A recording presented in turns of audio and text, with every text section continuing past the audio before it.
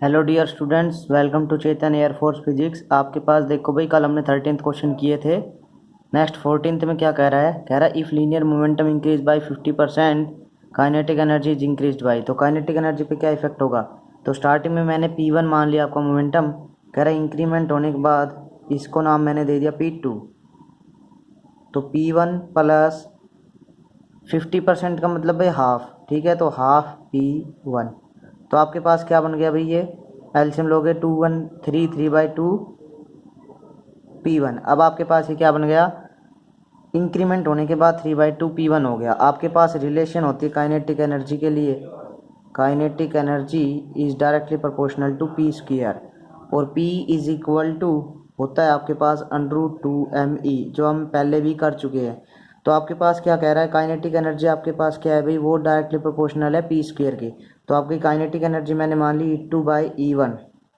E1 आपकी starting थी, E2 आपकी चेंजमेंट के बाद। तो ये हो गया 3/2 P1। ये P2 की जगह रखा और डिवाइड बाई P1 और इसका स्क्वायर। तो P1 से P1 कट, आपके पास क्या बन गया भाई? 9/4। और 9/4 को मैं क्या लिखता हूँ? 2.25। और ये E1 इधर मल्टीप्लाई में गया, तो आपके पास क्या हो गया? E1। स्टार्टिंग में मैं E1 ले रहा था, लेकिन अब ये हुआ, तो आपके पास क्या हो गया भाई? इसको मैं कैसे लिख सकता हूँ? E1 plus 1.25 E1। तो आपके पास कितना इंक्रीमेंट हुआ है? 1.25 का परसेंटेज में बदलना चाहूँ तो आपके पास क्या हो गया? Multiply by 100। आपके पास क्या हो गया भाई? 125%। ये क्या हुआ भाई? इंक्रीमेंट हुआ काइनेटिक एनर्जी में, ठीक है। तो पहले मेरे पास क्या थी? E1 थी। अब मेरे पास क्या हो गई भाई? 1.25 E1 से इंक्रीमेंट होके और 1.25% हो गया। तो आपके पास आंसर क्या आ जाएगा? 125%। नेक्स्ट देखो क्या कह रहा है। कह रहा है from a automatic gun a man fires 360 bullet per minute with a speed of 36। तो देखो भाई, आपसे कह रहा है कि कोई आदमी है, वो गन को फायर करता है, 360 बुलेट उसमें से फायर करता है 1 मिनट के अंदर। स्पीड है 360 km/h। तो आपको पहले क्या करना है भाई? 360 km/h को किस में चेंज करना है? मीटर पर सेकेंड में। तो मैं 5/18 से क्या करता हूँ? मल्टीप्लाई। आपके पास क्या हो जाएगा? 20 पे गया, ये आ गया 100 मीटर पर सेकेंड। ये आपके पास क्या आ गई भाई? V की वैल्यू आ गई, ठीक है। अब कह रहा है कि power of gun is each weight 20 gram, 20 gram weight है। तो आपके पास भाई इस केस में क्या मैं फॉर्मूला लगाता हूँ? क्या होता है भाई? Work upon time. Power is equal to work upon time. लेकिन काइनेटिक एनर्जी के केस में N into half mv² divide by T.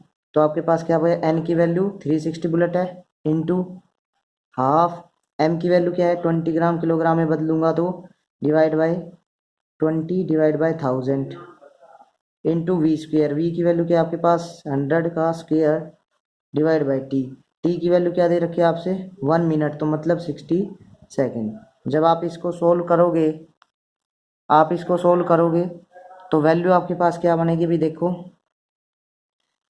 मेरे पास ये मैंने किया कट, ठीक है। ये 0 से 0 कट, ये 0 से ये 0 कट, ये 20 हो गया। जब ये मैं इसको सोल्व करूंगा, ये इससे 60 है, ये मल्टीप्लाई होगा।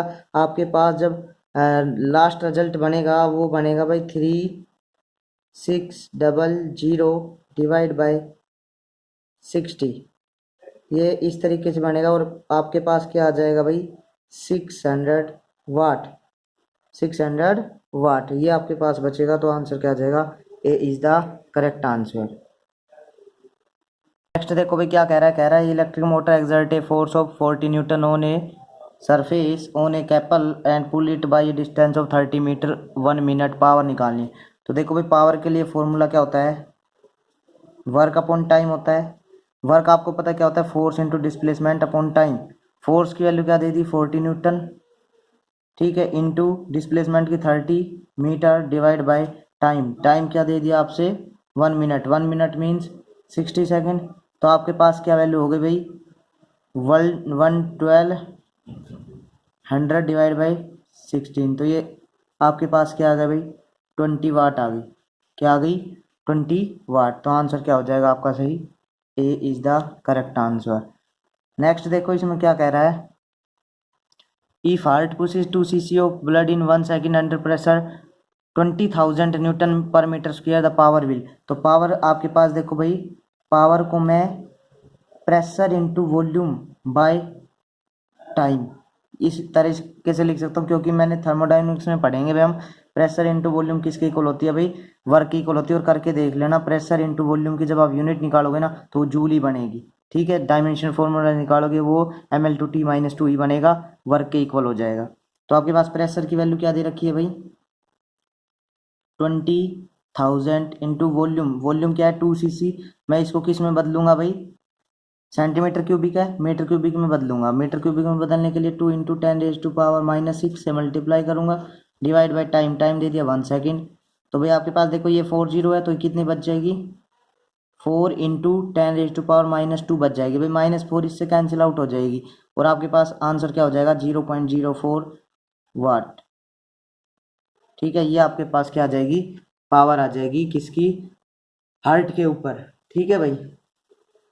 नेक्स्ट देखो क्या कह रहा है, नेक्स्ट कह रहा है an elastic ball is dropped from a height of 100 meter due to earth 40% of its energy is lost, to what height will done the ball rise. तो आपके पास इस तरीके से क्वेश्चन में क्या कह रहा है, देखो भाई कह रहा है कि मैंने क्या किया, एक बॉल को ड्रॉप किया हाइट 100 मीटर से, तो ये क्या करती है 40% एनर्जी को लॉस्ट कर देती है। तो ये after rebound energy will become, तो आपके पास क्या हो गया भाई 60/100 इंटू mg, और आपके पास हाइट h कितनी थी 100।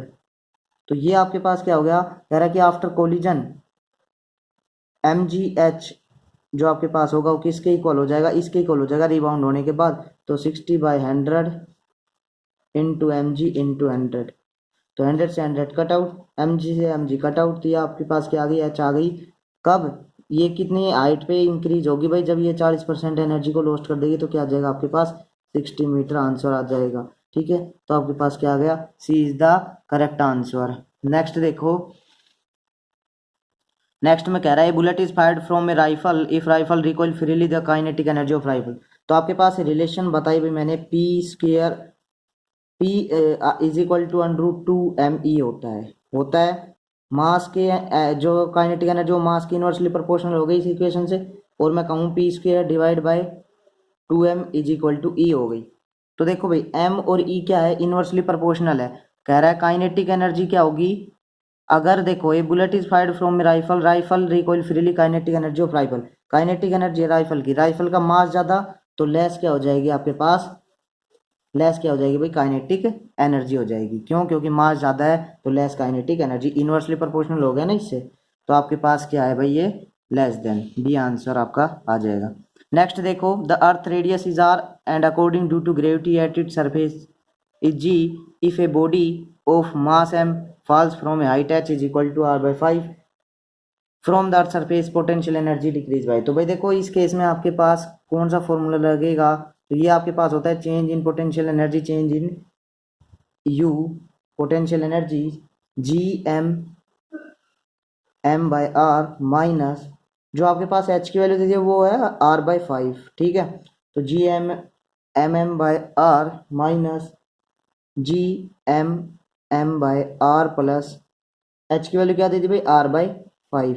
तो आपके पास ये किस तरीके से बन गया भाई, देखो 5 + 1 6, तो आपके पास ये क्या बन जाएगा, जब आप इसको सोल्व करोगे तो आपके पास 1/6 Gm/m/r बचेगा। सोल्व करके देख लेना भाई, ठीक है। तो ये आपके पास क्या हो गया m/6 Gm/r, और Gm क्या होता है आपके पास gr², तो m/6 ये क्या होता है Gm/gr² बाय r, r से r कट, क्या बन गया भाई mgr डिवाइड बाय 6। तो आपके पास mgr डिवाइड बाय 6 हो गया। अब आपको पता है कि जो r की वैल्यू हो जाएगी वो आपके पास क्या हो जाएगी 5h, 5h हो जाएगी ना भाई, r की वैल्यू यहाँ से, r की वैल्यू यहाँ से 5h हो जाएगी ना। तो पुट कर दो आप इस इक्वेशन में, तो आपके पास क्या बन जाएगा भाई mg 5h/6, तो आपके पास क्या बन गया भाई 5/6 mgh is the correct answer. और ये आपके पास क्या हो गया भाई सी इज द करेक्ट आंसर, ठीक है भाई। देखो क्या किया, डेल्टा यू था Gmm/r माइनस Gmm जो चेंजमेंट दिया वो इज इक्वल टू 1/6 Gmm/r आया, m/6 Gm/r आया, इसको जी आर स्क्वेयर बाई आर लिख दिया, फिर ये एम जी आर बच गया, आर को 5h लिखा, ये एम जी एच के फॉर्म में आ गया 5/6 mgh। ठीक है, देखो भाई नेक्स्ट क्वेश्चन में क्या कह रहा है, 21 नंबर का क्वेश्चन है, उसमें कह रहा है if the stone is thrown up vertically and return to the ground its potential energy is maximum, किस पे मैक्सिमम होगी, during the upward journey at the maximum height, during the return journey at the bottom. तो आपको पता है भाई potential जो energy होती है वो आपके पास क्या होती है भाई, किसके इक्वल होती है, एम जी एच के इक्वल होती है।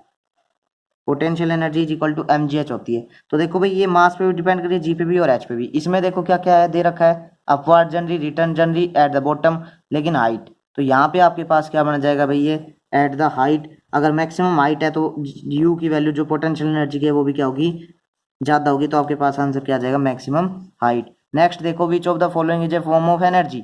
तो आपके पास एनर्जी की फॉर्म में कौन सा होता है, तो आपके पास क्या जाता है, light is a form of energy. आप पढ़ते भी हो भाई, पढ़ा भी होगा आपने, light is a form of energy.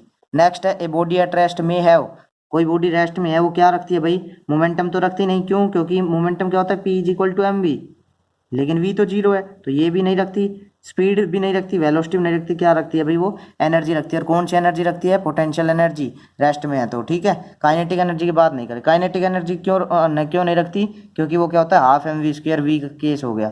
Next है potential energy of a weightless spring compressed by distance is proportional to. तो भाई आपके पास क्या होता है, U is equal to half K X square होता है, लेकिन यहाँ पे जो दे रखा है वो क्या दे रखी है भाई, डिस्टेंस ए दे रखी है, तो ए स्क्वायर हो जाएगा। तो ये किसके डायरेक्टली प्रोपोर्शनल आ जाएगा, आपके ए स्क्वायर के। नेक्स्ट है a man pushes A wall and fail it displace it. तो आपके पास देखो भाई क्या होता है, वर्क होता है फोर्स इंटू डिस्प्लेसमेंट। कह रहा है कि डिस्प्लेसमेंट जीरो है तो वर्क भी क्या होगा, जीरो। तो नेगेटिव वर्क नहीं, पॉजिटिव वर्क नहीं, नो वर्क एट ऑल। तो भाई ये आपके पास 25 क्वेश्चन थे, कर लेना भाई।